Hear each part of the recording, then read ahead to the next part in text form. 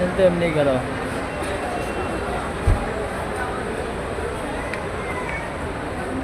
হচ্ছে বন্ধু আমার, এ হচ্ছে আমার বড় ভাই, সে বিদেশ চলে যাচ্ছে, সে যাচ্ছে নেপালে, সে বাংলাদেশে থাকবে না, নেপালে চলে যাইবে।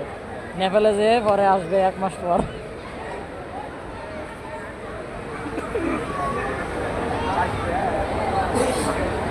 এসে স্মার্ট বয়, পুরো একেবারে আগুন।